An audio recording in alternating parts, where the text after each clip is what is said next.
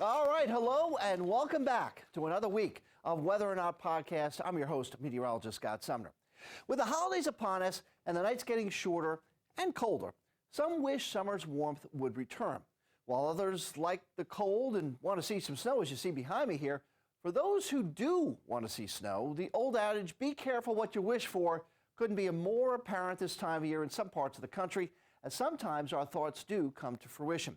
As early as October, but more prevalent closer to Thanksgiving time, the Northeast and Great Lakes regions could often see snow, but not just your typical snow event. Oh, no. I'm talking lake effect or lake enhanced snow.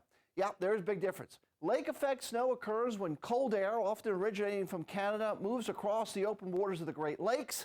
And this weather pattern for lake effect snowstorms typically happens between, like I said, late November to mid-January. And if you ask anyone who is a local from Buffalo, New York or Cleveland, Ohio, they can tell you that the key component in determining which areas will receive lake effect snow begin with the wind and what direction it comes from. You see, while heavy snow may be falling in one location, the sun may be shining just a mile or two away either direction. So what are the ingredients needed to turn cold, dry air into a major snowstorm? Well, the first answer lies in the major contrast in the temperature between the water and the air a few thousand feet above it.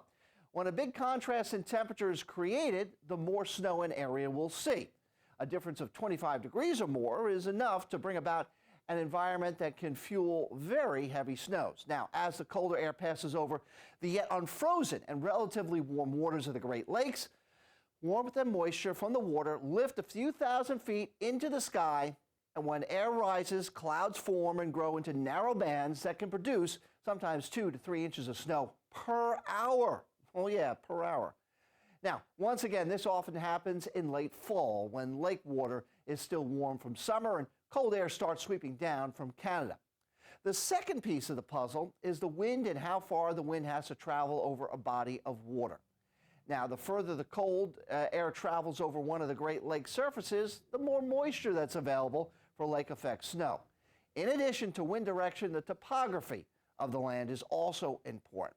Once the snow reaches land, elevation contributes to lifting the moisture higher in the atmosphere, enhancing snowfall rates, and it is termed orographic effect, as you see there.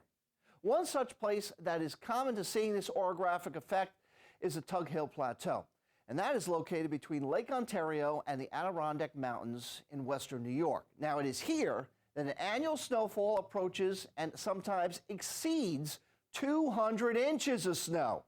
Residents from northern Wisconsin to upstate New York are keenly aware of the phenomenon because some residents receive upwards of 6 feet of snowfall during an epic lake effect event in these areas. Unfortunately, when that happens, the weight of the snow can collapse roofs and potentially lead to people losing their lives.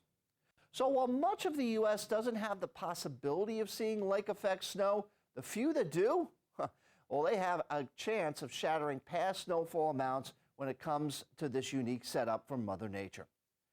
That's all for today, so have a great rest of your week. God bless, stay warm, and we'll see you next week.